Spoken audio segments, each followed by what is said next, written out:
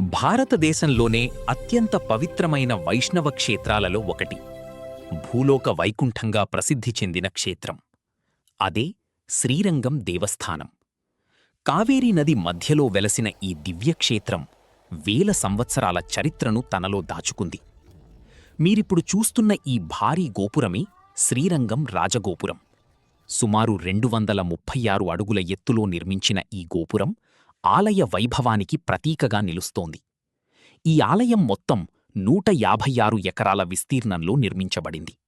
పురాణాల ప్రకారం సృష్టికర్త బ్రహ్మదేవుడు మహావిష్ణువును ప్రార్థించగా విష్ణుమూర్తి రంగవిమానంతో పాటు రంగనాథస్వామి విగ్రహాన్ని ప్రసాదించాడని చెబుతారు.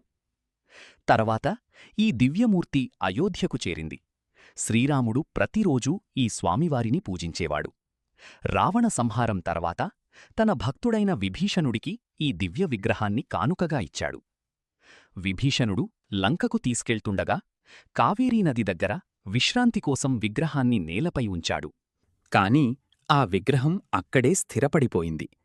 అప్పుడు ఆకాశవాణి వినిపించింది, "నేను ఈ పవిత్ర భూమిలోనే ఉండి భక్తులను కాపాడుతాను."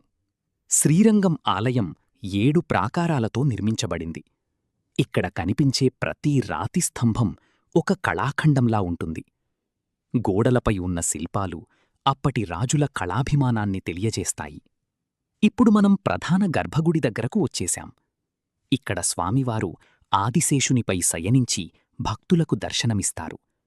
స్వామివారి ముఖంలో కనిపించే ప్రశాంతత భక్తుల మనస్సుకు ఎంతో ఆనందాన్నిస్తుంది. ఈ ఆలయంతో మరో గొప్ప చరిత్ర కూడా కలిసి ఉంది. విశిష్టాద్వైత సిద్ధాంతాన్ని ప్రపంచానికి తెలియజేసిన రామానుజాచార్య చాలా కాలం శ్రీరంగంలోనే నివసించారు. శ్రీరంగంలో జరిగే అతిపెద్ద ఉత్సవం వైకుంఠ ఏకాదశి. ఆ రోజు పరమపద వాసల్ అనే ప్రత్యేక ద్వారం తెరవబడుతుంది. ఆ ద్వారం ద్వారా వెళ్లిన వారికి వైకుంఠ ప్రవేశం లభిస్తుందని భక్తుల విశ్వాసం. భక్తి, చరిత్ర, ఆధ్యాత్మికత కలిసిన మహాక్షేత్రం శ్రీరంగం. ఎన్ని కష్టాలొచ్చినా ఒక్కసారి రంగా రంగా అని పిలిస్తే చాలు, స్వామివారు భక్తులను కాపాడతారని నమ్మకం. జై శ్రీమన్నారాయణ.